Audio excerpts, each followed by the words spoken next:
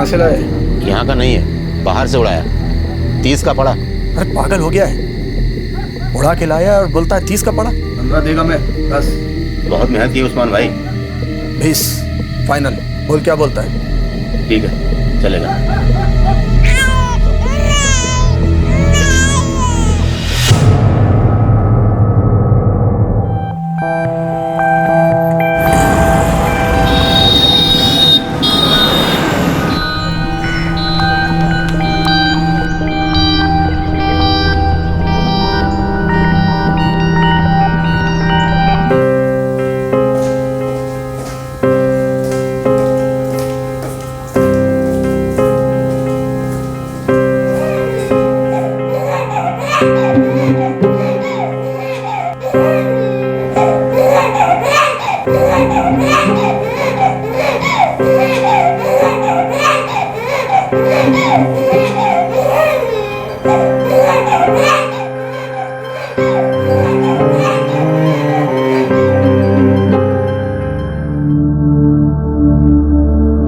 क्या बोलूं स्वाति?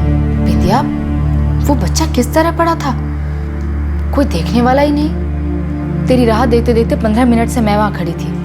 1-2 नर्सेस से भी पूछा, लेकिन कोई ठीक से जवाब ही नहीं देता। सच कहूँ स्वाति, आई एम टायर्ड। मैं चुप भी नहीं रह सकती और मुझे समझ नहीं आ रहा कहूँ तो किसे कहूँ मैं।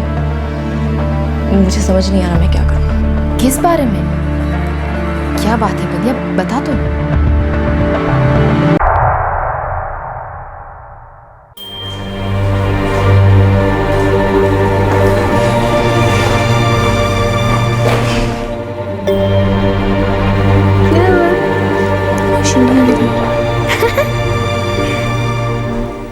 हाँ हाँ हाँ, क्या क्या क्या दादी के साथ? हाँ हाँ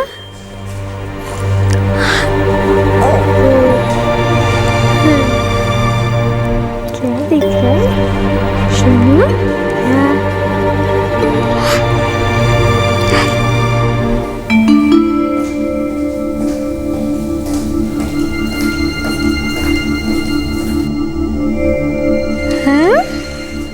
क्या है? क्या है? और ले ले ले ले ले सोनू सोया नहीं अभी तक? नहीं, दादी को कुछ काम चाहिए ना। खेल रहा है सोनू दादी के साथ, है ना? हाँ? आप थोड़ा थकी हुई लग रही हैं। नहीं, नींद आ रही है, लेकिन जब तक इसके मम्मी पापा में से कोई नहीं जागता मुझे आराम कहाँ। हाँ, क्या हुआ क्या हुआ? हाँ, क्या हुआ क्या हुआ? अच्छा, यहाँ चाय मिल सकती है? सॉरी आंटी, वार्ड में चाय अलाउड नहीं है, आपको कैंटीन जाना होगा। थोड़ी देर में इनमें से कोई जाग जाए फिर चली जाऊँ। आप चाय पी लीजिए, तब तक बच्चे को मैं संभालती हूँ। मैं इसीलिए तो राउंड पर थी, यही तो ड्यूटी है मेरी। आप जाओ आंटी, इसे मुझे दो। मैं बस 5 मिनट। भले ही 10 मिनट लगे, टेंशन की कोई बात नहीं है। ओ, बच्चे को तब तक मैं संभालती हूँ। अब भी आती हूँ।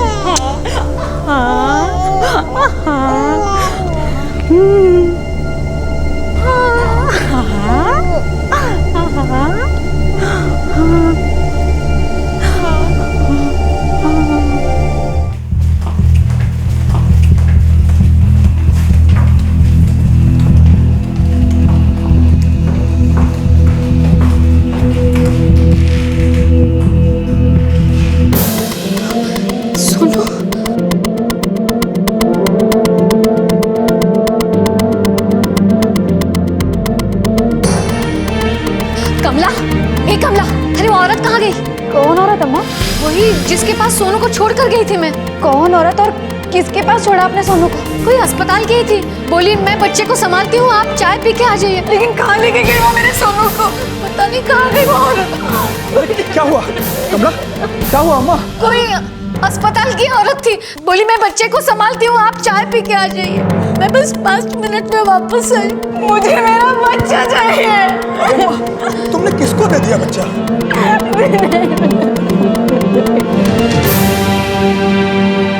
ह्यूमन ट्रैफिकिंग, औरतों, बच्चों और बहुत छोटे बच्चों की तस्करी, ये $1 बिलियन इंडस्ट्री दुनिया भर में फैली है, जिसके एक सिरे पर है देह व्यापार, दूसरे सिरे पर है चाइल्ड लेबर का माफिया और तीसरे सिरे पर बेगिंग माफिया। 19 दिसंबर 2012, जहां एक तरफ देश भर में दिल्ली गैंगरेप की वारदात पर जन आक्रोश अपनी चरम सीमा पर था, वहीं दूसरी तरफ बेंगलुरु के एक सिटी हॉस्पिटल में एक बार फिर से एक बच्चा चोरी हुआ। जिस तरह से वो बात कर रही थी मुझे लगा अस्पताल की ही कोई औरत है। सर हॉस्पिटल में सीसीटीवी लगा है। कितने बरस का था बच्चा? कब पैदा हुआ था? 1 सप्ताह पहले साहब, 12 दिसंबर को।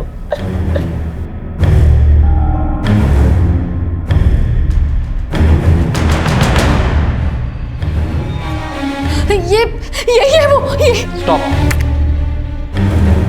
ये? हाँ। लेकिन ये तो हमारे स्टाफ के मेंबर नहीं है। सर इसने तो यूनिफॉर्म भी नहीं पहना है। लेकिन जिस तरह से वो बात कर रही थी मुझे लगा अस्पताल की ही कोई औरत होगी। आप चाय पी लीजिए, तब तक बच्चे को मैं संभालती हूँ। मैं इसीलिए तो राउंड पर थी। यही तो ड्यूटी है मेरी। आप जाओ आंटी। फॉरवर्ड करो।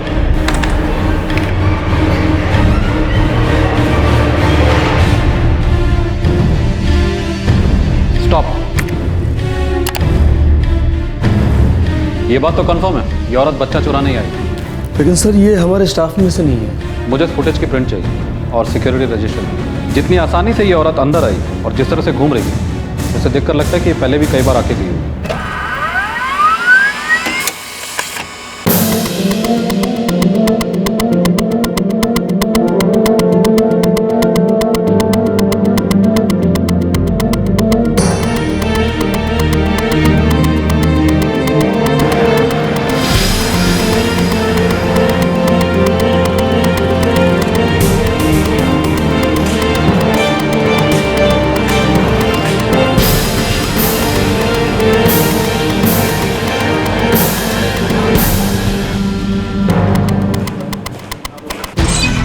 सर उस औरत की अभी तक कोई लीड नहीं मिली। शहर से बाहर गई होगी।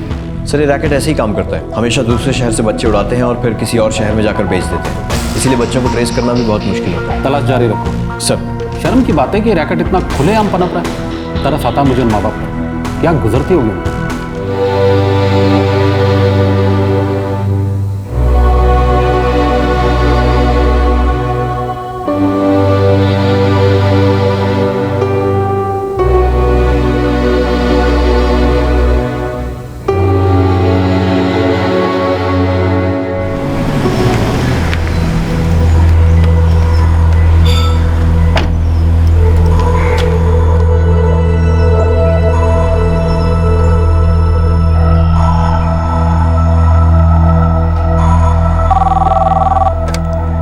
जी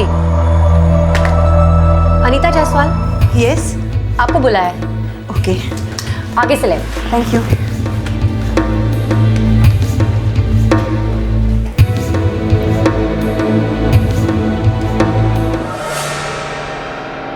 डॉक्टर, मैं एक विधवा हूँ। 3 साल पहले मेरे हस्बैंड एक कार एक्सीडेंट में गुजर गए। I'm sorry to hear that, but how can I help you? बहुत प्रॉपर्टी छोड़ के गए हैं मेरे पति। वो मुझे मिल सके इसके लिए मुझे एक वारिस चाहिए। I'm sorry, मैं अब तक समझ नहीं पा रही हूँ कि आप मुझसे क्या चाहती हैं। मैं एक बच्चा गोद लेना चाहती हूँ। देखिए, ये एक मैटरनिटी होम है, कोई अडॉप्शन सेंटर नहीं है। पर डॉक्टर, मैंने तो सुना है यहाँ बच्चे मिलते हैं अडॉप्शन के लिए। तो आपने गलत सुना है। किस बेवकूफ़ ने कहा आपसे ये? प्लीज़ डॉक्टर, समझने की कोशिश कीजिए। मैं एक विधवा हूँ। अडॉप्शन सेंटर से मुझे बच्चा नहीं मिल सकता। आपका बहुत बड़ा एहसान होगा मुझ पर। मैं इसके लिए कीमत देने को तैयार हूँ, पर प्लीज़ डॉक्टर मुझे एक बच्चा दे दीजिए प्लीज़। किसी ने आपको गलत खबर दी है। ये एक मैटरनिटी होम है और यहाँ बच्चे गोद नहीं दिए जाते। मैडम, आप मेरी ज़रूरत समझेंगी, ऐसा भरोसा है मुझे। मैं समझ सकती हूँ कि आप मुझसे खुलकर बात क्यों नहीं कर रही हैं, पर डॉक्टर प्लीज़ एक बार मेरे बारे में भी तो सोचिए। अगर आप मेरी हेल्प कर देंगी तो मेरी ज़िंदगी बन जाएगी। इस कार्ड में मेरा फ़ोन नंबर है। मैं उम्मीद करती हूँ कि आप मुझे फ़ोन करेंगी, मेरी मदद ज़रूर करेंगी। Please doctor.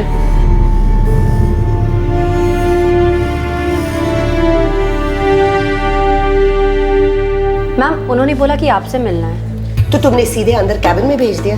पूछना तो चाहिए था क्या काम है। मैम मुझे लगा कि किसी रेफरेंस से आई होगी। तो पूछना तो चाहिए था किस रेफरेंस से आई है। दोबारा बिना पूछे किसी को भी तुम अंदर नहीं भेजोगे, is that clear? Okay ma'am.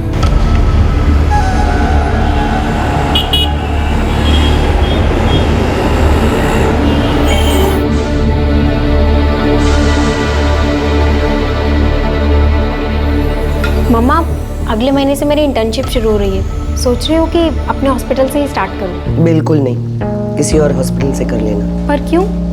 अपना हॉस्पिटल होते हुए कहीं और क्यों? मेरा बेटे, मामा बिल्कुल ठीक कह रही है। अपने कंफर्ट जोन से बाहर निकलोगे तो एक्सपीरियंस मिलेगा ना। अल्टीमेटली तो तुम्हें मामा को ज्वाइन करना ही है, इसलिए मौका अच्छा है। बाहर जाओ, कुछ एक्सपीरियंस लो अच्छे से। ये औरत अनीता जायसवाल ठीक लगती है, जेन्युइन लगती है। नहीं बेटा, बिना कांटेक्ट के आई है, इसलिए उस पर इतनी जल्दी भरोसा करना ठीक नहीं। टटोल कर देखो।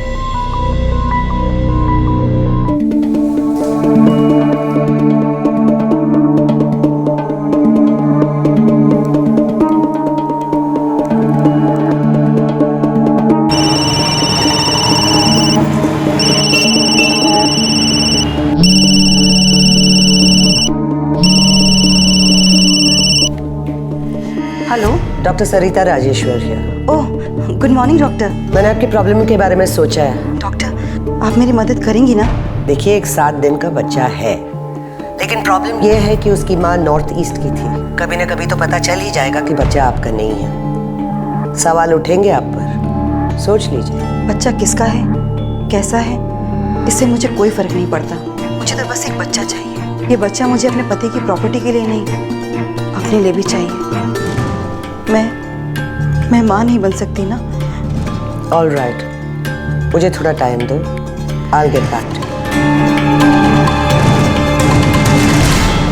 6 महीने पहले मई 2012 में इसी बेंगलुरु शहर में एक औरत बच्चा गोद लेने आई थी, या यूं कहें कि बच्चा खरीदने आई थी। शहर की एक प्रतिष्ठित डॉक्टर द्वारा संचालित ये एक जाना माना हॉस्पिटल और मैटरनिटी होम था। बच्चा खरीदने आई औरत को कहीं से तो ये जानकारी मिली होगी कि इस अस्पताल में बच्चे अडॉप्शन के लिए बेचे जाते हैं। एक तरफ हॉस्पिटल में बढ़ती बच्चों की चोरियां और दूसरी तरफ बच्चों को बेचकर पनप रहा अस्पताल। क्या ये दोनों कड़ियां आपस में मिली हुई थी?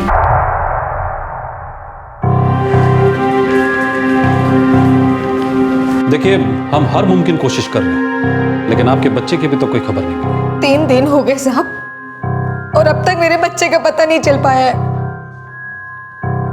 पता नहीं कैसा होगा, कौन दूध पिलाता होगा उसे। साहब हमारा पहला बच्चा है। मैं समझ सकता हूँ, आप हौसला रखिए, हम अपनी तरफ से पूरी कोशिश करेंगे, लेकिन आप भी हिम्मत मत हारिए।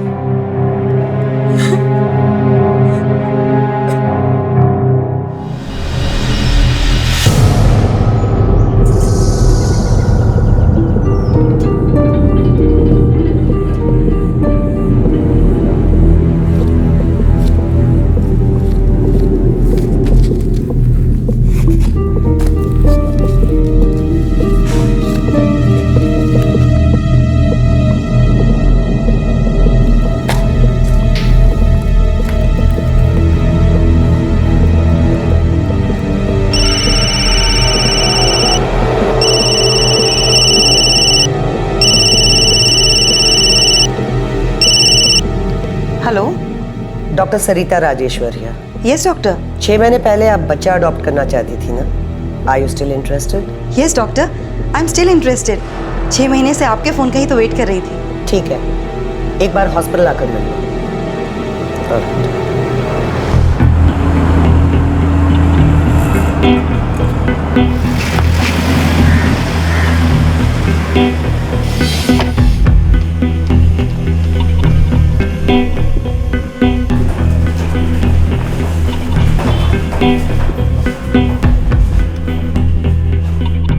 लड़का है, न्यू बॉर्न है, 1.5 लाख लगेंगे।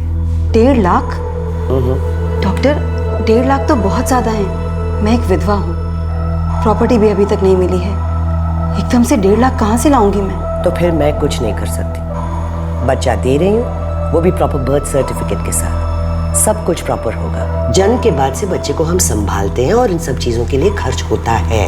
आप तो जानती हैं ना मैंने इस बच्चे के लिए कितना वेट किया है। मुझे बस एक बच्चा चाहिए डॉक्टर। आप क्या थोड़ा कम नहीं कर सकती? Please doctor. Don't plead. ठीक है, 1 लाख। डॉक्टर अगर थोड़ा और कम? तो फिर एक काम कर, बच्चे को भूल जा। नहीं डॉक्टर, मैं 1 लाख देने को तैयार हूँ, लेकिन मुझे बच्चा कब तक मिल जाएगा? कल पैसे ले आओ और बच्चा ले जाओ।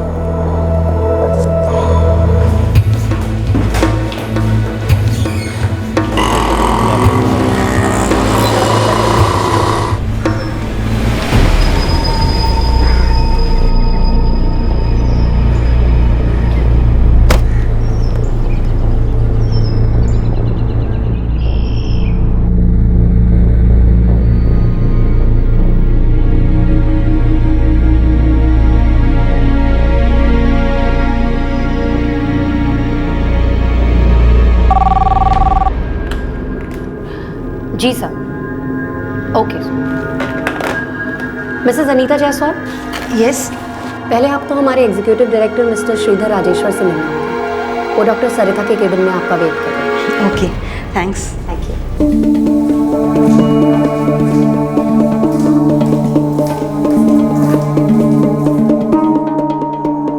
पैसे लाए हो? जी, लेकिन बच्चा कहाँ है? पहले आप पैसे जमा करा दीजिए, उसके बाद बच्चा आपका।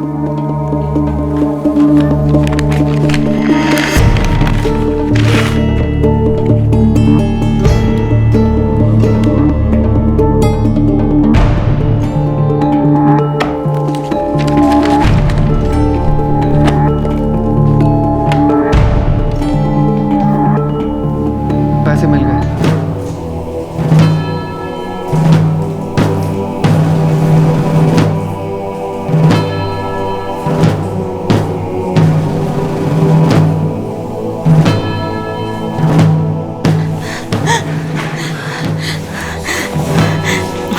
नमिता, पहले तू इसे अपने हाथों में ले। तू मेरे लिए बहुत लगी रही है। डॉक्टर, ये मेरी छोटी बहन है नमिता। घर में सब इसे बहुत लकी मानते हैं। दीदी पहले ये गुड न्यूज़ अम्मा को तो दे दीजिए। अरे हाँ, मैं तो भूल ही गई। अम्मा सुनेगी तो बहुत खुश होगी।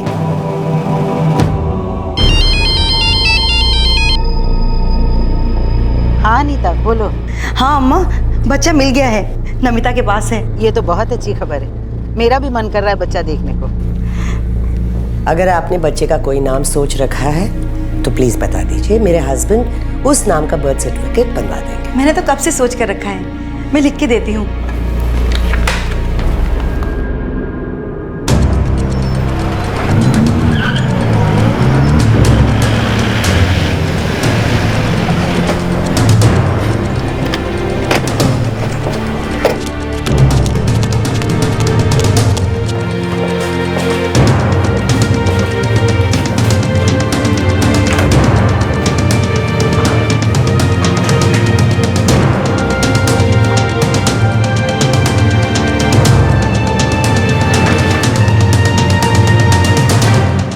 कैश ब्रीफकेस में है सर।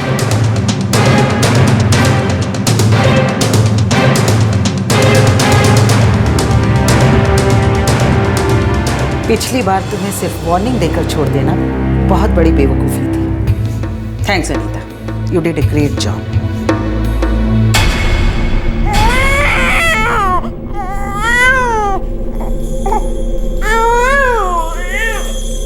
सर, प्लान के मुताबिक बच्चा पहले मेरी गोद में था। इस बार हमारे पास काफ़ी सबूत है। We will present a strong case.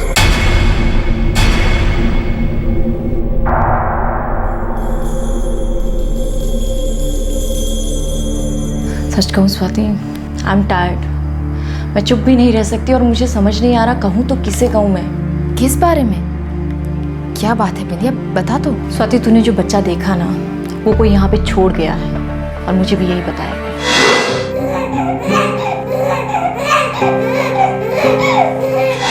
क्या कह रही है तू?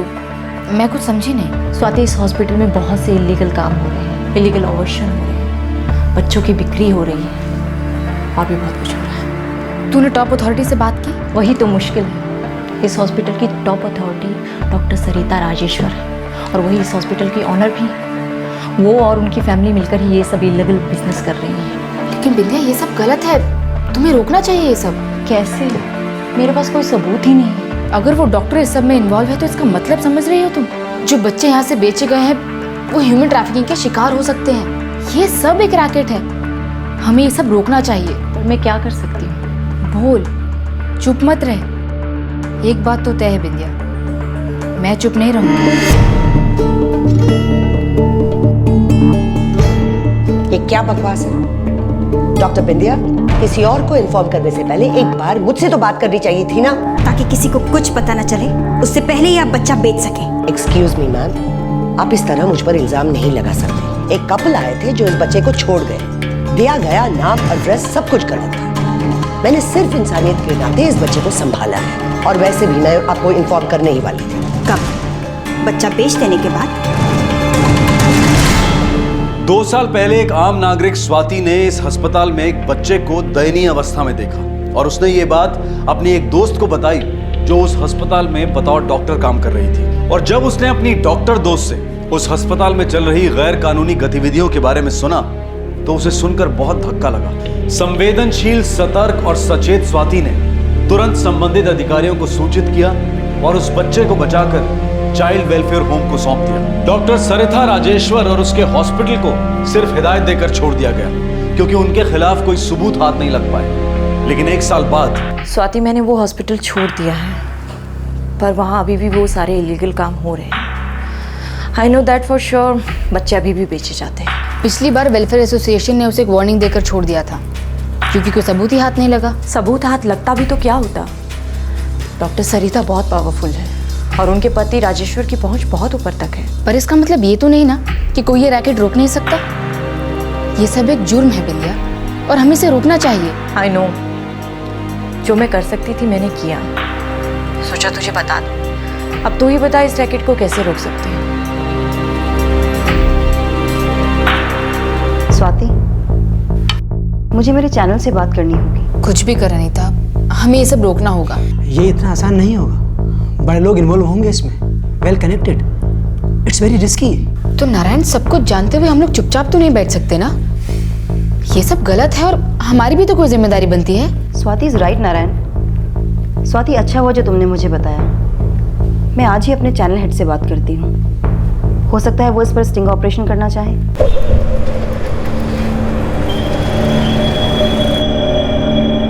हमारा चैनल स्टिंग ऑपरेशन करेगा, लेकिन हमें आपका सपोर्ट चाहिए।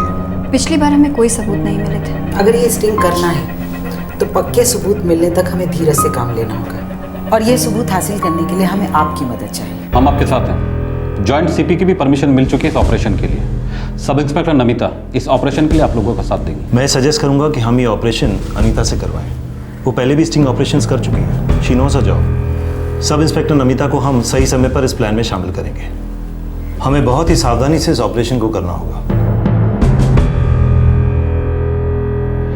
मई 2012 में शुरू हुआ ये स्टिंग ऑपरेशन दिसंबर 2012 तक चला और आखिर कामयाब हुआ। जिस दिन ये स्टिंग ऑपरेशन अपने अंतिम चरण पर था, अनीता ने नमिता को भी अपने साथ लिया था और सबसे पहले बच्चा भी नमिता के ही हाथ में सौंपा गया था। ये एक सोचा समझा प्लान था ताकि नमिता को भी गवाह बनाया जा सके। दिए गए 1 लाख रुपए पर भी निशान बनाए गए थे ताकि उन रुपयों को भी सबूत के तौर पर इस्तेमाल किया जा सके।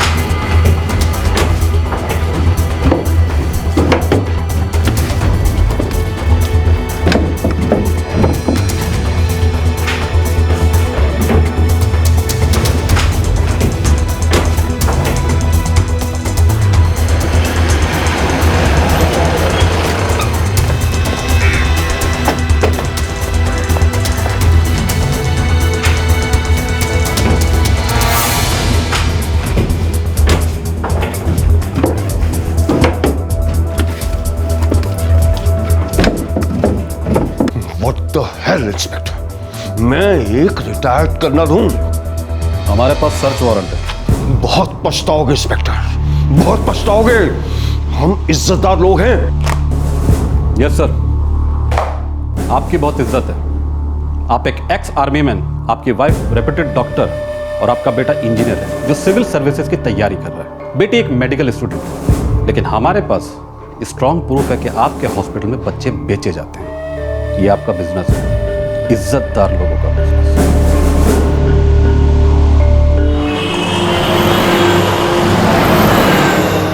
कमला, वो कह रहे थे कि शायद बच्चा हमारा ही है। भगवान करे कि हमारा ही हो। बहुत दिन हो गए सोनू को देखे।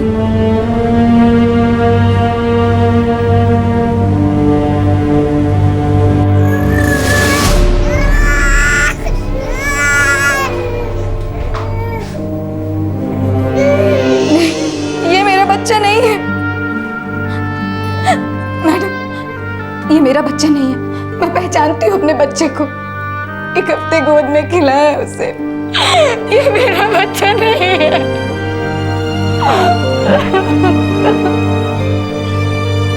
मैंने कहा ना, ये वो बच्चा नहीं है जो 19 दिसंबर को उस हॉस्पिटल से चोरी हुआ था। तो फिर ये बच्चा कहाँ का? ये मेरे ही हॉस्पिटल का बच्चा है। किसका बच्चा है? हमें तो आपके हॉस्पिटल से कोई रिकॉर्ड नहीं मिला। मेरे पास इसके पेरेंट्स के डिटेल्स नहीं है। वो बहुत गरीब थे और डिलीवरी के बाद लौटकर नहीं आए। शायद वो बच्चा पाल नहीं सकते थे, इसलिए वहीं छोड़ गए। इससे पहले और कितने बच्चे बेचे तुमने? मैम बरसों से बच्चे बेच रही है सर। कितने बच्चे बेचे अब तक? इस बारे में मुझे कुछ नहीं पता, पर शायद 4 या 5 होंगे सर। मतलब तुम्हें पता था कि हॉस्पिटल में क्या चलता था? सर मैं वहाँ बस एक रिसेप्शनिस्ट हूँ। तुम इस क्राइम में भागीदार भी हो। इसमें इलीगल क्या है?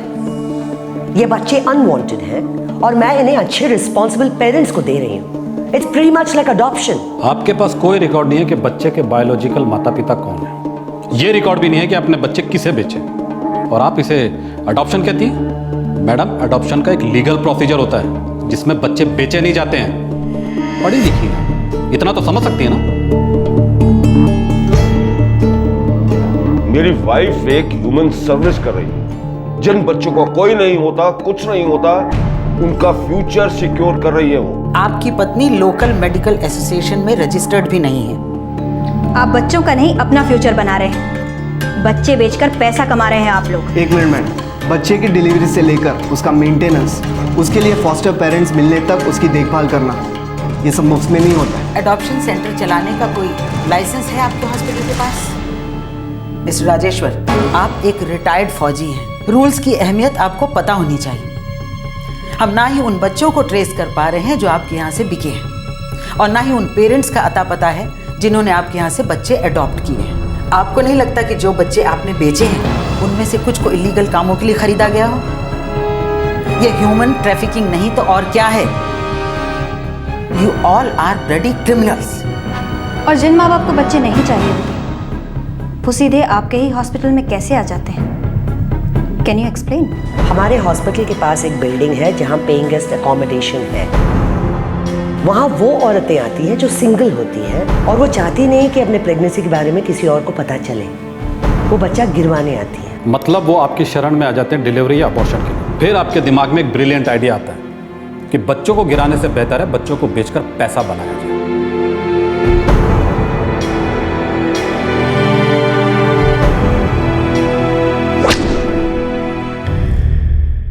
Damn it! मेरी बीवी जेल में है, उसके ऊपर चार्जेस लगे हुए हैं, मेरा हॉस्पिटल सील हो चुका है। I need your help.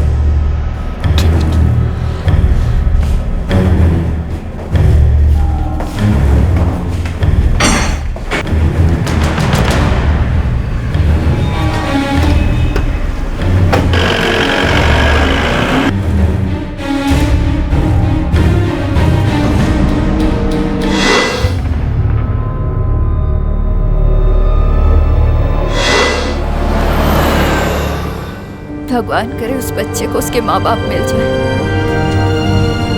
वो सही सलामत अपने घर पहुंच जाए।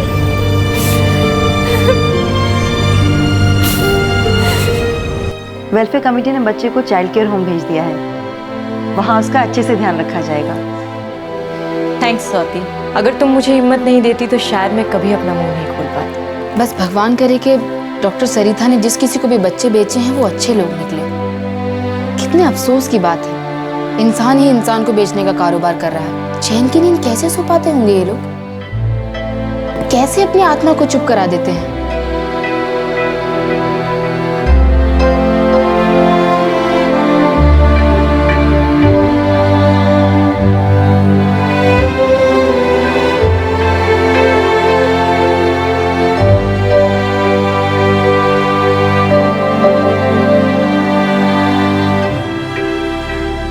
डॉक्टर सरिता राजेश्वर मानने के लिए ही तैयार नहीं है कि वो कोई गलत काम कर रही थी। उनका मानना है कि वो अनवांटेड बच्चों को एक अच्छा भविष्य दे रही थी और उन्हें इसमें कुछ भी अनैतिक और गैर कानूनी नहीं लगता है। मेडिकल काउंसिल ने हॉस्पिटल पर ताला लगा दिया है, इन्वेस्टिगेशन चल रही है और हॉस्पिटल का लाइसेंस रद्द करने के बारे में भी सोचा जा रहा है। पुलिस डॉक्टर सरिता द्वारा बेचे गए बच्चों की तलाश कर रही है और साथ ही बेंगलुरु के एक जाने माने अस्पताल से चोरी हुए दिनेश और कमला के बच्चे को भी ढूंढा जा रहा है। डॉक्टर सरिता के पति के संबंध बहुत बड़े लोगों से हैं, उनकी पहुंच भी काफी ऊंची है। हो सकता है शायद वो दबाव डलवाकर इस केस को रुकवा दें और उनके परिवार पर इस केस का कोई असर ही ना हो। लेकिन इस केस में आगे क्या होगा ये सोचकर हमें मायूस नहीं होना चाहिए, क्योंकि इस केस में जो हुआ है वो हम सब के लिए एक उदाहरण है, एक मिसाल है। स्वाति, जिसकी दोस्त डॉक्टर बिंदिया डॉक्टर सरिता के हॉस्पिटल में काम करती थी, उस आम नागरिक स्वाति ने इस ट्रैफिकिंग रैकेट को सामने लाने के लिए, उसे खत्म करने के लिए भरपूर कोशिश की। डॉक्टर बिंदिया, जो हॉस्पिटल में चल रहे गलत कामों को देखकर बेचैन थी, उसने स्वाति का साथ दिया और जुर्म को मिटाने के लिए ठोस कदम उठाए। अनीता जायसवाल, जो कि एक टेलीविजन जर्नलिस्ट है, उसने स्टिंग ऑपरेशन करके इस रैकेट के खिलाफ सबूत इकट्ठा करने का काम किया। वेलफेयर कमेटी ने भी अपनी जिम्मेदारी समझी और इस स्टिंग ऑपरेशन में उनका साथ दिया। पुलिस फोर्स से इन सबको पूरा सहयोग मिला। एक आम नागरिक, एक मीडिया प्रोफेशनल, एक मेडिकल प्रोफेशनल, एक वेलफेयर ऑर्गेनाइजेशन और एक लॉ एनफोर्सिंग अथॉरिटी, इन सब ने एकजुट होकर इस जुर्म को रोका। ये एक जीती जागती मिसाल है जो हम सब के लिए प्रेरणा बन सकती है। ये प्रमाण है इस बात का कि अगर जो गलत हो रहा है उसे रोकने की हम ठान लें, अपनी अपनी क्षमता के साथ अपना अपना कर्तव्य जिम्मेदारी के साथ निभाएं, तो सब कुछ संभव है। उन लोगों को रोकना संभव है जो हमारे बीच रहकर गलत काम कर रहे हैं, जो इस सोच में जीते हैं कि इस दुनिया में हर चीज, हर इंसान बिकाऊ है। जिनके पास पावर है, पैसा है, वो ये सोचते हैं कि वो अपने खिलाफ उठती हर आवाज को चुप करा सकते हैं, खरीद सकते हैं, क्योंकि वो ये मानते हैं कि आम आदमी तो अपनी जिंदगी की जद्दोजहद में ही व्यस्त रहता है। वो मानते हैं कि वक्त के साथ हर केस पर धूल जम जाती है। वो मानते हैं कि आम आदमी सब कुछ भूलकर आगे बढ़ जाता है। लेकिन ताकत के नशे में चूर इन मगरूर लोगों को ये याद दिलाना बहुत जरूरी है कि आम आदमी आगे बढ़ता जरूर है, लेकिन वो सब कुछ भुला दे, ये जरूरी नहीं है। हमारे आज के एपिसोड की दूसरी कहानी।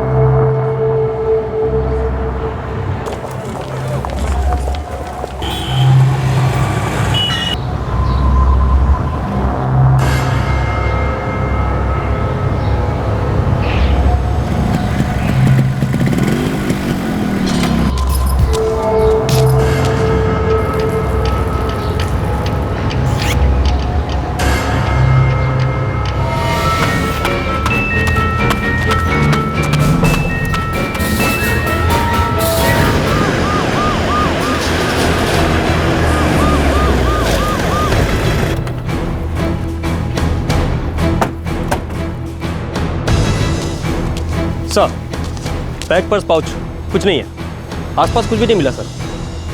साड़ी से तो मिडिल क्लास की लगती है कदम।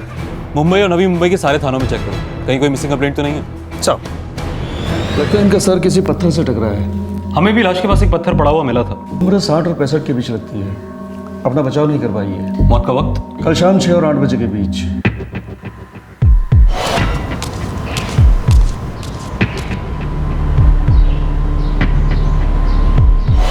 इनकी बॉडी हमें एक अंडर कंस्ट्रक्शन बिल्डिंग के पास मिली। बिल्डिंग का काम पिछले 1 साल से बंद है, कोई वर्कर भी नहीं है। सुनसान इलाका है, हमला करने वाले के लिए एक अच्छा मौका था। लेकिन सवाल यह है कि ये वहां गई क्यों? या हो सकता है कि कोई इन्हें वहां लेकर गया। बॉडी पर से कुछ भी नहीं मिला, अंगूठी, गहने, कोई भी कीमती चीज नहीं। हमें भी मर्डर स्पॉट से बैग वगैरह कुछ भी नहीं मिला। सर, मुंबई और नवी मुंबई कहीं भी इस औरत से मेल खाती कोई मिसिंग कंप्लेंट नहीं है सर। बुजुर्ग औरत थी, शायद आगे पीछे कोई हो ही ना, और अगर कोई है भी तो उसे उनके होने या ना होने से कोई फर्क नहीं पड़ता। आसपास के इलाके में पोस्टर लगा के देखते हैं, शायद कोई सामने आए। ठीक है, देखते हैं 1-2 दिन, अगर कुछ हाथ नहीं लगा तो फिर कुछ और सोचेंगे। सर, एक 60-65 साल की बुजुर्ग महिला कोपर खैरने इलाके में मृत पाई गई। किसी ने उनकी लाश को देखा और पुलिस को इन्फॉर्म किया। साफ तौर पर यह कत्ल का मामला था, लेकिन मृतक की पहचान नहीं हो पाई थी और ना ही मुंबई में और ना ही नवी मुंबई में कोई मिसिंग कंप्लेंट दर्ज हुई थी। क्या इस बुजुर्ग महिला का अंतिम संस्कार एक अनजान लाश के तौर पर कर दिया जाएगा, या फिर पुलिस पता लगा पाएगी कि वो औरत कौन थी?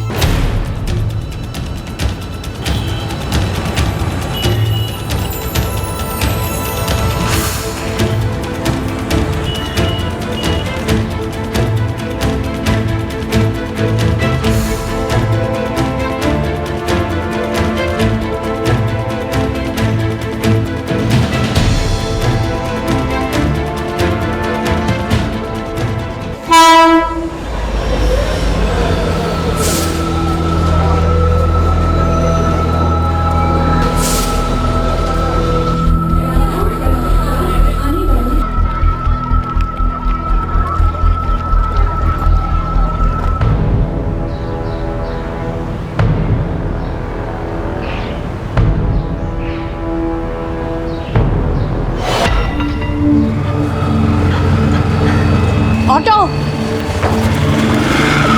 ऑटो ऑटो स्टेशन चलो।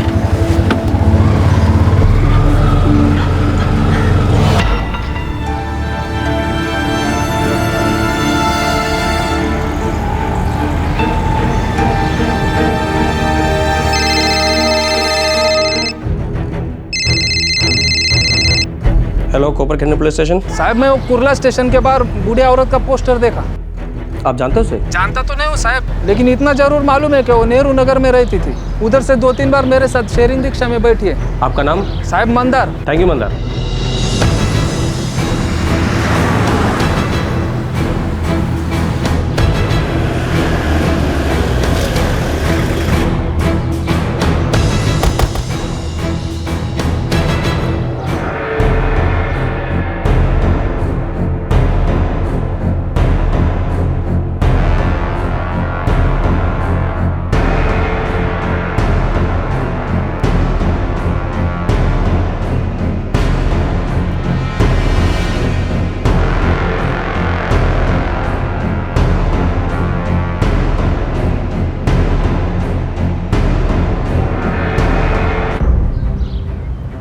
साहब, ये बात तो पक्का है कि औरत इसी चाली की है।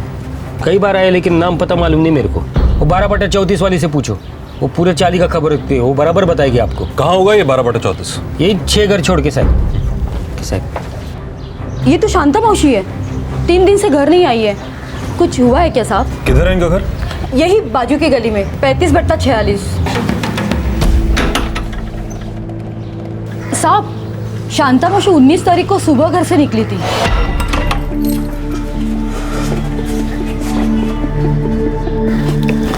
अरे शांता मावशी, कशी आहेस? मैं ठीक हूँ, चल येते।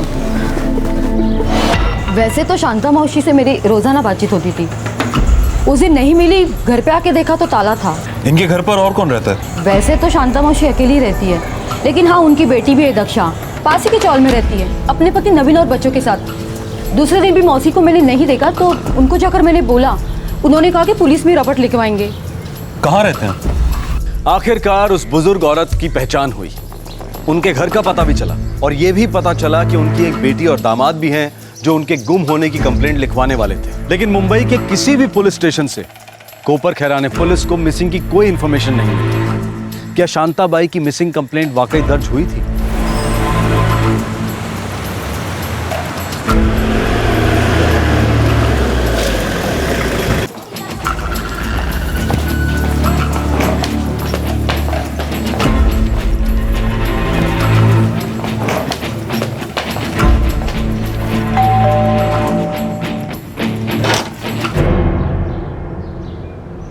दक्षा जी साहब, आई को क्या हुआ है? वही तो पता करना है। वैसे अगर आई की इतनी ही फिक्र थी तो उनकी मिसिंग कंप्लेंट क्यों नहीं की थी साहब, इधर नेहरू नगर पुलिस थाने में मैं और मेरा पति दोनों गए थे। लेकिन हमने तो सारे पुलिस स्टेशन में फोटो भेजी थी। पति कहाँ है तुम्हारा? काम पे गए हैं साहब। उसे बोलो आज ही कोपर खैरने पुलिस स्टेशन में आके मिले, आज ही।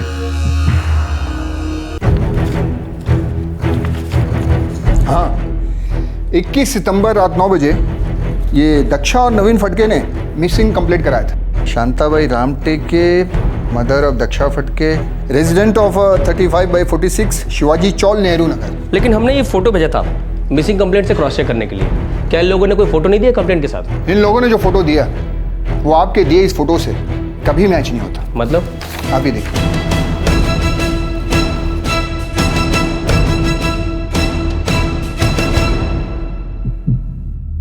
साहब, मेरे पास आई की यही फोटो थी। तुम्हारी आई इतने दिन से गायब थी, तुमने उन्हें ढूंढने की कोशिश नहीं की? क्या है ना साहब, सासू माँ को कोई भी रोक टोक पसंद नहीं थी, वो अपने आप में ही रहना पसंद करती थी। साहब, वो ना अक्सर अपनी पोती यानी मेरी भतीजी के यहाँ जाकर रहती थी। मैंने सोचा उधर ही गई होगी। कहाँ? कोपर खैरने में मेरे बड़े भाई की बेटी माधुरी रामटेके के उधर। और तुम्हारे बड़े भाई कहाँ रहते? वो तो नहीं रहे, 10 साल पहले वो और भाभी रोड एक्सीडेंट में ऑफ हो गई।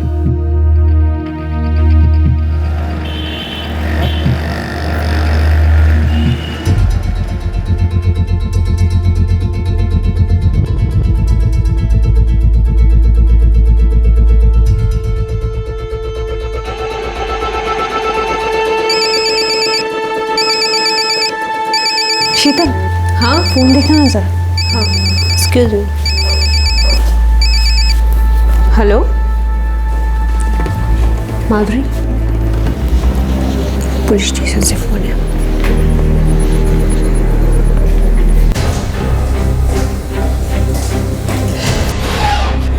क्या हुआ दादी को? किसी ने उनका मर्डर किया है। क्या? किसने किया? कैसे हुआ ये सब? 20 की शाम को तुम्हारी दादी का कत्ल हुआ। हमें उनकी बॉडी कोपर खैरने में एक अंडर कंस्ट्रक्शन बिल्डिंग के पास मिली। कोपर खैरने? लेकिन 20 की रात तो दादी घर पर पहुंच गई थी कुर्ला। तुम्हें कैसे पता? सर मुझे आयशा ने बताया। आयशा कौन? सर मेरी फ्रेंड है, मेरे साथ ही रहती है।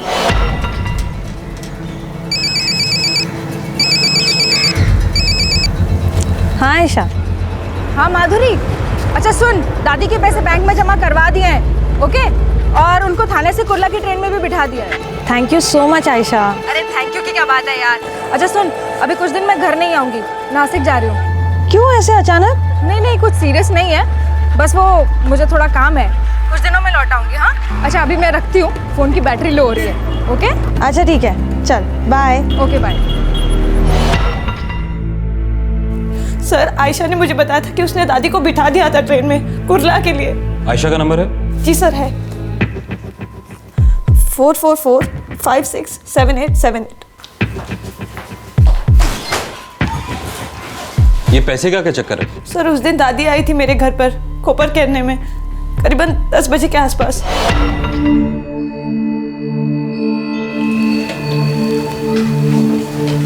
अगं माधुरी, मी एकटी कशी जाऊं?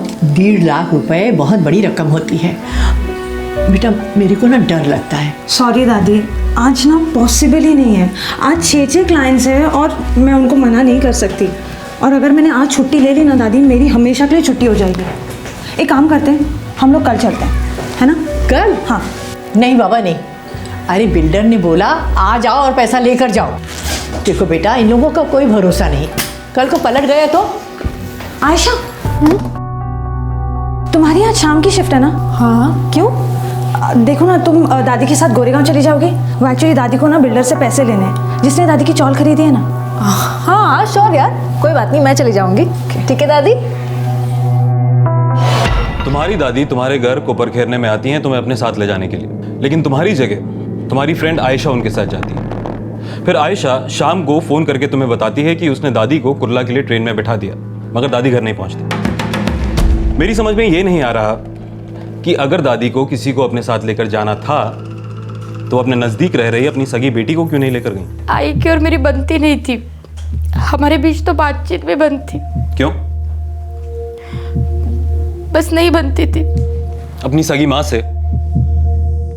सर मेरे मम्मी पापा गुजर जाने के बाद दादी और मैं बहुत करीब आ गए थे और दक्षा बुआ को लगता था कि दादी उनके बच्चों से ज़्यादा मुझसे प्यार करती है। बस यही दादी और दक्षा बुआ के बीच में मेन प्रॉब्लम थी।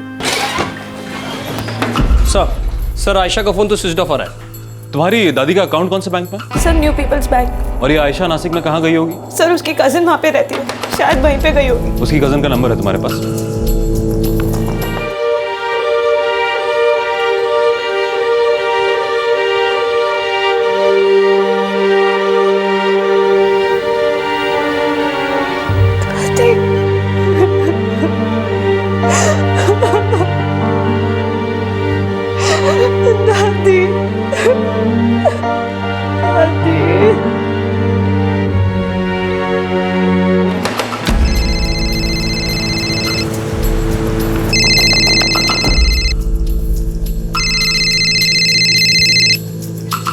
हेलो हेलो नुसरत खान जी, कहिए। कोपर खैराना पुलिस स्टेशन से पीएसआई कदम बोल रहा हूँ। आयशा है? आयशा जी वो तो यहाँ नहीं है। क्यों, क्या हुआ है? वो 20 तारीख की रात को आपके यहाँ नहीं आई? जी नहीं, मैं तो उससे पिछले 4 महीने से नहीं मिली। पर हुआ क्या है? उसके पेरेंट्स कहाँ रहते हैं? वो तो बेंगलुरु में रहते हैं। पर हुआ क्या है सर? अगर आयशा से बात हो तो उसे कहना कि तुरंत कोपर खैराना पुलिस स्टेशन में कांटेक्ट करे। जी लेकिन जी नहीं, हमें इनके बॉडी पर कुछ भी नहीं मिला। नहीं सर, दादी सोने के कंगन, चेन और इयरिंग हमेशा पहने ही रहती थी। पर जब हमें इनकी बॉडी मिली उस पर कोई भी गहने नहीं थे।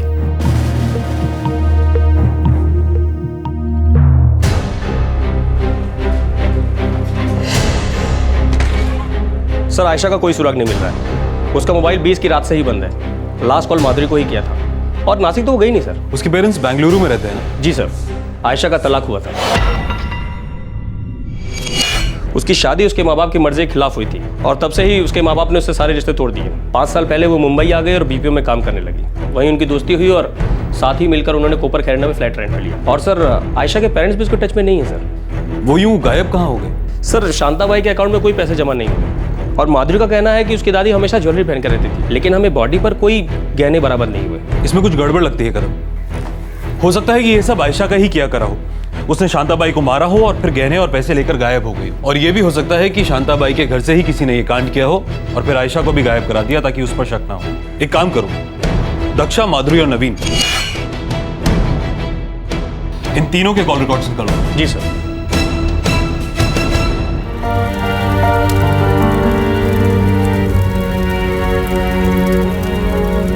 उस बुजुर्ग औरत का अंतिम संस्कार एक अनजान लाश की तरह से नहीं हुआ। वो थी नेहरू नगर कुर्ला की रहने वाली शांताबाई रामटेके, जो उस मनूस दिन मार दी गई जिस दिन वो स्लम रीडेवलपमेंट करने वाले बिल्डर से पैसा लेने गई हुई थी। शांताबाई ने जो पैसे कलेक्ट किए थे वो गायब थे। शांताबाई ने जो गहने पहने थे वो गायब थे। और तो और शांताबाई के साथ गई माधुरी की रूममेट आयशा, वो भी गायब थी।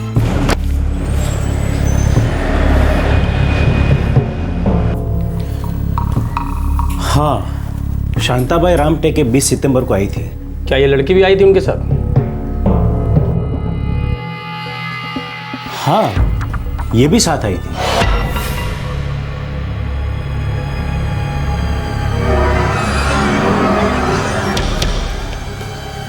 गिन लो बेटा, गिनो। इनफैक्ट इसी लड़की ने रुपए गिने थे।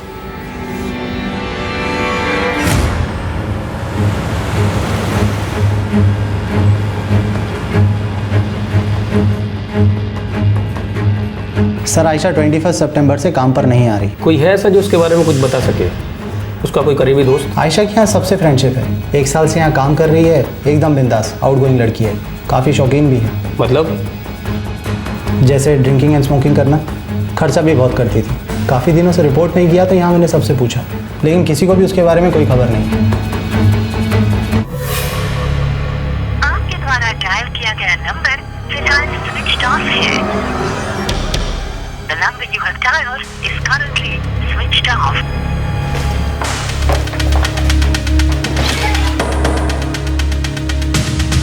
सर, माधुरी, दक्षा और नवीन तीनों के फोन रिकॉर्ड स्कैन किए, क्लीन है। और सर ये आयशा के बारे में अभी तक कोई खबर नहीं मिली। कदम कहीं ऐसा तो नहीं कि हमारा ध्यान भटकाने के लिए आयशा की कहानी बनाई गई है? आखिर कोई ऐसे गायब कैसे हो सकता है? सर, इन्फॉर्मर्स को ज्वेलरी के पीछे लगाया है। ज्वेलरी चोरी हुई है, कभी ना कहीं बिकेगी जरूर।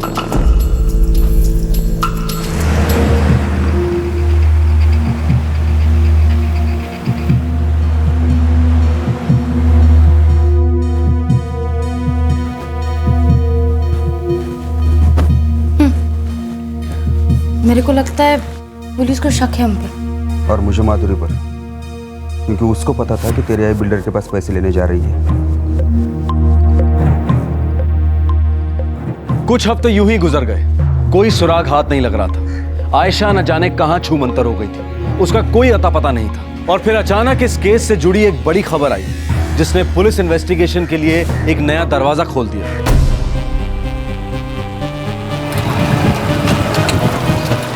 साहब, बेलापुर में एक ज्वेलरी शॉप है। आगे बोलो। साहब, 22 सितंबर को उस दुकान पर ज्वेलरी बिकी थी। सब सोने का सामान है, कान के झुमके, बाली, चूड़ियाँ। साहब, मैं तो कहता हूँ एक बार चेक कर लो आप। हो सकता है उसी औरत का हो जिसके बारे में आपने मुझे बताया था। दुकान का नाम?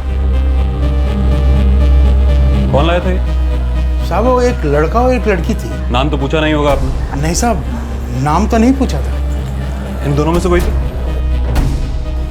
ये तो पता नहीं साहब, लड़की बुरखे में थी। मेरे पास सीसीटीवी फुटेज है। निकालिए। जी सर, ये मेरी दादी की ज्वेलरी है। तुम्हारी दादी की हत्या के 2 दिन बाद 22 सितंबर को बेची गई? नहीं सर, मुझे नहीं लगता आयशा ऐसा करेगी। सर, 1 साल के ऊपर हो गया है और हम बहुत अच्छे दोस्त हैं, और वो भी दादी से बहुत अटैच थी सर।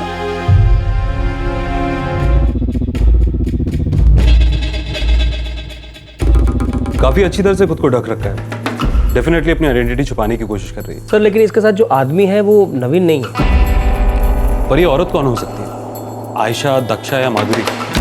ये जो भी है, अब ये बात इस लड़के से ही पता चलेगी। ढूंढो इस लड़के को। हो सकता है कि इसमें आयशा, दक्षा या माधुरी में से ही कोई इन्वॉल्व हो, मगर हमारे पास अभी कोई सबूत नहीं है। सर,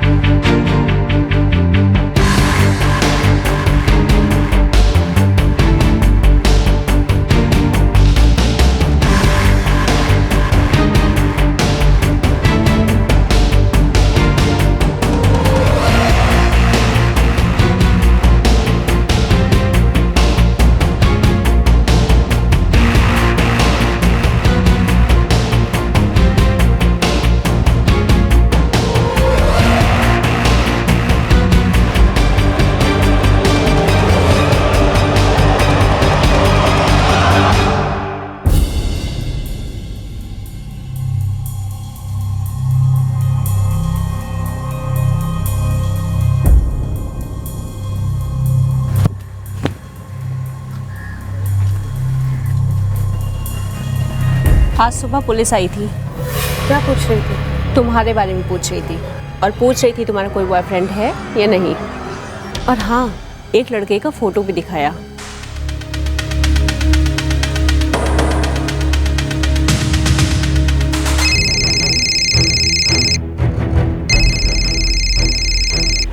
हाँ कादिर, बोल। हाँ साहब, पता चल गया उस लड़के का। साहब, उस लड़के का नाम दीपेश जोएकर है। 3 हफ्ते से घर से गायब है साहब।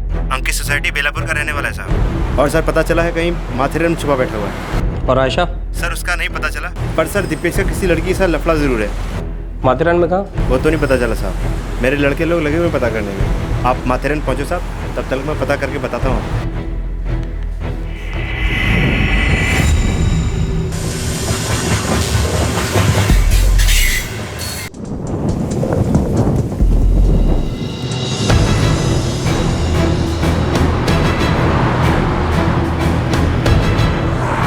सर, हंसराज कॉटेज में छिपा बैठा है। कब तक छुपेगा?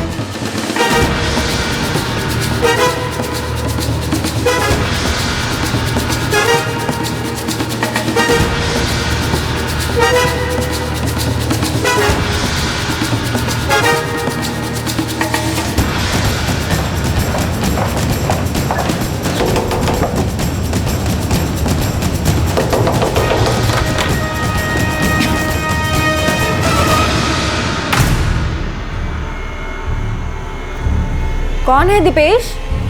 तू बता कौन है ये? अरे कौन? वेलकम।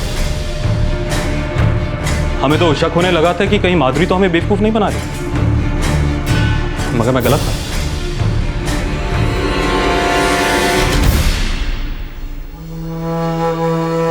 सर, इस मर्डर से मेरा कोई लेना देना नहीं है।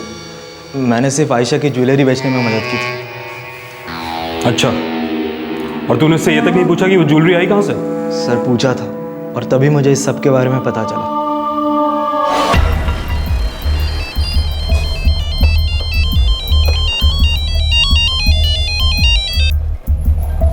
हाँ आयशा, बोलो। दीपेश, मिलना है अर्जेंटली। क्यों, क्या हुआ? तुम वाशी स्टेशन के पास पहुंचो, फिर बताती हूँ सब। ठीक है, पहुंचता हूँ।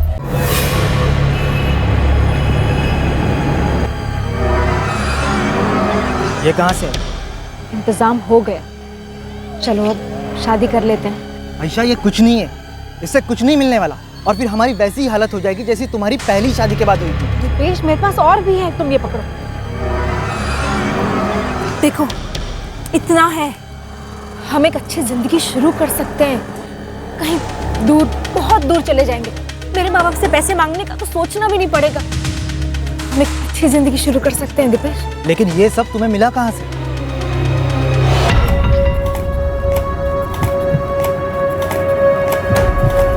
पूरे 1.5 लाख है दादी। माँ जी, बस 2 महीने का वक्त दीजिए और मैं नई कॉलोनी में अलॉटमेंट करा दूंगा। एकदम बढ़िया घर। आपका बहुत बहुत धन्यवाद। अच्छा हुआ आयशा, तू मेरे साथ आ गई, नहीं तो पता नहीं क्या होता। अरे दादी, कैसी बात करते हो? माधुरी नहीं आ सकी, मैं आ गई, है ना? एक ही तो बात है। तो सच्ची बहुत अच्छी है बेटा। मेरा एक काम और करेगी? मेरे को ना बैंक में जाने का है, ये पैसे जमा करायचे हैं। आप ये पैसा बैंक में रखेंगी? अरे और नहीं तो क्या। अरे इतनी बड़ी रकम मैं अपनी खोली में रखेगी क्या? तो किसी ने मार दिया तो मैं क्या करेगी? अरे माधुरी के लगना के लिए मेरे को इसको बैंक में ही रखना है, संभाल के। दादी, बैंक में पैसा रख के क्या मिलेगा आपको? देखो देखो, मेरे पास एक आइडिया है। आप भी अकेले रहते हो और माधुरी भी, क्यों ना आप दोनों एक घर ले लो और वहीं रहो साथ में, वहीं कपल के रहने में। आयशा, मैं अभी इतनी बुढ़ी नहीं हो गई है। अरे 1.5 लाख की रकम में मुंबई में फ्लैट मिलता है क्या? दादी, मिलेगा मिलेगा, लेकिन थोड़ा दूर मिलेगा। एक फ्लैट मैंने माधुरी को भी दिखाया था और उसको अच्छा भी लगा है। सच बोल रही हूँ दादी, आप एक बार देख लो, आपको बहुत अच्छा लगेगा। ठीक है बेटा, बाद में देख लेंगे। बाद में नहीं, आज ही देख लो। देखो, नेक काम में ना देरी नहीं करनी चाहिए। पैसे आपके हाथ में है, आज देख के ख़त्म करो। और आज रात आप हमारे साथ रुक जाओ, कल मैं आपको कुर्ला की ट्रेन में बिठा दूंगी। तो क्या तुमने उस बुढ़िया को खत्म कर दिया? अपनी दोस्त की दादी को मार डाला? इमोशनल मत बनो बेवकूफ। ये सोचो कि जिस जिंदगी के हम सपने देखा करते थे वो अब हम शुरू कर सकते हैं। दादी तो मुझे और माधुरी का एक जैसा ही मानती थी। माधुरी की नहीं सही तो मेरी जिंदगी तो शुरू हो सकती है ना। ठीक है, मैं ये गहने बेचने का इंतजाम करता हूँ। सर सच कहता हूँ मैं, मेरा इस मर्डर में कोई हाथ नहीं। मैंने सिर्फ आयशा की ज्वेलरी बेचने में मदद की थी। अच्छा, तुझे सब पता था फिर भी तू इसकी मदद करता रहा, निकल पड़ा इसके साथ एक नई जिंदगी शुरू करने। और तुम, उस औरत ने तुम पर विश्वास किया था, तुम्हारी दोस्त माधुरी ने भी तुम पर विश्वास किया था। सर, विश्वास तो मैंने भी किसी पे किया था, शादी की थी, लेकिन उसे सिर्फ मेरे माँ बाप के पैसे से ही मतलब था। रोज मारता पीटता था, घर से बाहर निकाल दिया जब मेरे माँ बाप से पैसे नहीं निकलवा सका। मेरे माँ बाप ने तक मुझसे रिश्ता तोड़ दिया, इसलिए क्योंकि मैंने उनकी मर्जी के खिलाफ जाके शादी की थी। आप बताइए, उस विश्वास का क्या जो मैंने इन लोगों पे किया था? लेकिन तुम्हारे साथ जो हुआ उसमें उस बुजुर्ग औरत की क्या गलती थी? तुम्हारी दोस्त माधुरी की क्या गलती थी?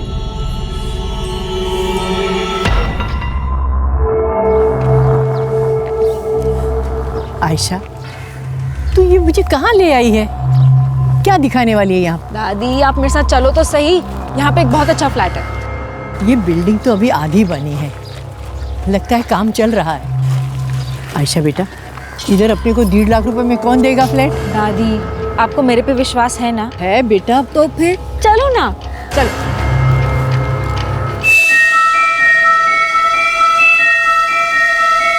आयशा, ये तू कैसा मजाक कर रही है मेरे साथ? कहाँ लेकर आ गई मेरे को? सॉरी दादी, मैं मजाक नहीं कर रही। क्या? दादी, ये जो पैसे आपके पास है ना, उससे मेरी लाइफ बन जाएगी। ये तू कैसी बातें कर रही है? ये पैसे मुझे चाहिए दादी। नहीं, ये पैसे मैं नहीं दूंगी। ये मजाक करना बंद कर दे। मैं एकदम सीरियस हूँ दादी।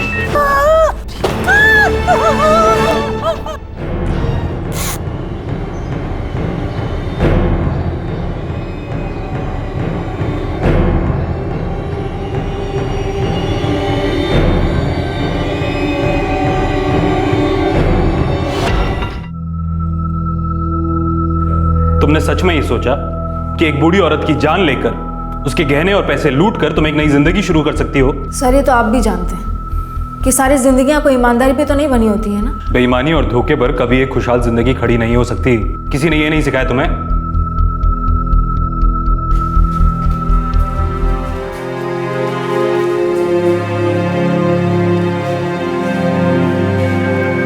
आयशा, तुमने ऐसा क्यों किया? तुम मेरे लिए मेरी बड़ी बहन जैसी थी ना आयशा। तुम सब जानती थी।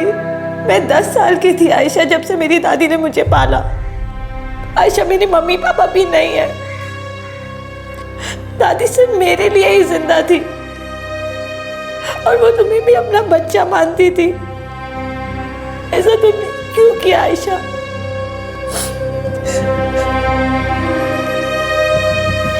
प्लीज प्लीज मुझे माफ कर दे। I am really sorry. मुझे समझ ही नहीं आया क्या करूं। मैं बस एक अच्छी जिंदगी चाहती थी यार। सब लोगों से उधार मांगते मांगते अपने माँ बाप से थक गई थी, जो मेरी तकलीफ को कभी समझते ही नहीं थे। बस एक बेटर लाइफ चाहती थी। कुछ ज्यादा तो नहीं मांगा था ना, बस कोई रास्ता ही नहीं मिला। आयशा के खिलाफ आईपीसी की दफा 302 के तहत चार्जेस लगे हैं और आयशा के बॉयफ्रेंड पर आईपीसी की दफा 204 के तहत सबूत मिटाने का आरोप है। वो अभी बेल पर बाहर है। माधुरी तो लगभग बिखर चुकी थी। दादी ही उसका सब कुछ थी। वो तो उस दिन का इंतजार कर रही थी जब वो इतना कमा पाएगी कि अपनी दादी को अपने साथ रख सके। आयशा के माता पिता ने उनकी मर्जी के खिलाफ एक ऐसे आदमी से शादी करने के लिए उसे कभी माफ नहीं किया जिस आदमी ने आयशा को बहुत सताया था, यातनाएं दी थी। आखिरकार आयशा को उससे भी दूर होना पड़ा। उसे नौकरी मिली, लेकिन जिस तरह की अच्छी जिंदगी वो जीना चाहती थी उसके लिए उसकी कमाई हमेशा कम पड़ी। उसे एक लड़के से प्यार हो गया, लेकिन उसने भी उसके इस ख्याल को मजबूत ही किया कि एक अच्छी जिंदगी गुजारने के लिए बहुत कुछ चाहिए होता है। कुछ हफ्ते पहले दिसंबर 2012 के आखिर में चेन्नई में एक ऑटो रिक्शा ड्राइवर और उसके 2 दोस्तों ने एक बुजुर्ग औरत को मारकर उसके गहने लूट लिए। इन तीनों को अपने सपने, अपनी इच्छाएं पूरी करने के लिए पैसों की जरूरत थी। हर दूसरे दिन कोई ना कोई कत्ल होता है जहां आरोपी एक अच्छी जिंदगी की चाह किसी की जान लेकर उसे लूटकर पूरी करना चाहता है। कितनी खतरनाक और अचंभे की बात है कि कुछ लोग ऐसा भी सोचते हैं कि वो अपनी जिंदगी बना सकते हैं किसी दूसरे की जिंदगी खत्म करके, उसे लूटकर। ऐसा क्या है जो लोगों को ये सब करने के लिए प्रेरित करता है? माना कि सभी जिंदगियां सादगी और ईमानदारी की बुनियाद पर नहीं खड़ी हैं, लेकिन ये भी तो एक बहुत बड़ी सच्चाई है ना कि कोई भी जिंदगी धोखेबाजी, बेईमानी और जुर्म के सहारे नहीं फल फूल सकती। आपसे फिर मुलाकात होगी क्राइम पेट्रोल दस्तक में एक और नए केस के साथ। तब तक अपना ख्याल रखें, सुरक्षित रहें और याद रखें कि आप किसी दूसरे की जिंदगी खत्म करके कभी भी अपने लिए खुशियां और अच्छी जिंदगी नहीं खरीद सकते हैं। जय हिंद। इस तरह के और भी एपिसोड देखने के लिए हमारे चैनल को सब्सक्राइब करें और बेल आइकन दबाना ना भूलें।